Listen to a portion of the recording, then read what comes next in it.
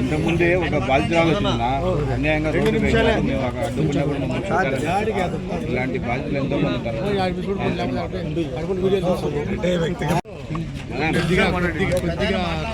ఇంతకుముందే ఒక బాధితురాలు లక్కిరెడ్డిపల్లి మండలం దప్పేపల్లి గ్రామంలో జరిగినటువంటి ఇష్యూకు తెలుగుదేశం పార్టీకి కానీ మా మంత్రివర్యులు రాంప్రసాద్ రెడ్డికి కానీ వారి అనుచరులకు కానీ ఎటువంటి సంబంధం లేదు. ఏదో అతని వ్యక్తిగత కక్షలతో చేసుకున్నటువంటి దుశ్చర్యగా భావిస్తున్నాం మేము. రెడ్డి గారు మేము ఒకటే చెప్తున్నాం, ఎంపీపీగా చేసినాం, సర్పంచ్గా చేసినాం, జడ్పీటీసీగా చేస్తున్నామని చెప్తున్నారు. కానీ మీరు గత 5 ఏళ్ళు ఏం చేసినారు? బాధితులంతా మా వెనకాలే ఉన్నారు. వారందరికీ కూడా మీరు ఎంతో అన్యాయం చేసినారు.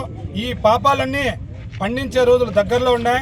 మీ ప్రభుత్వం కాదు, మాకు మా పార్టీ అధ్యక్షులు ముఖ్యమంత్రులు చంద్రబాబు నాయుడు గారు కానీ, అలాగే మా మినిస్టర్ రాంప్రసాద్ రెడ్డి గారు కానీ మాకు నీతిగా ఎలా బతకాలి, ప్రజలకు ఏ రకమైనటువంటి మేలు చేయాలి అనేటువంటి దాని మీదనే మాకు చెప్తారే కానీ ఇటువంటి దుశ్చర్యలకు పాల్పడమని ఏ రోజు కూడా మాకు చెప్పబోరు.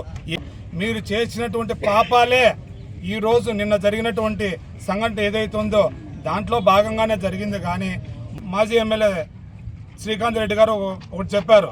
ఏమని చెప్పారంటే గంజాయి బ్యాచ్ అని అన్నారు. గంజాయికి అడ్డాగా మార్చిన ప్రభుత్వం ఏది అని ప్రశ్నిస్తున్నాం మేము. గంజాయికి అడ్డాగా మార్చిన ప్రభుత్వం మీ ప్రభుత్వం కాదా అని మేము ప్రశ్నిస్తున్నాం. మరొకసారి హెచ్చరిస్తున్నాం, ఖబర్దార్. మా మంత్రి గారి మీద ఎప్పుడైనా ఎవరైనా వైసీపీ గుండాలకు ఒకటే చెప్తున్నాం, అది మీ ప్రభుత్వంలో చెల్లింది.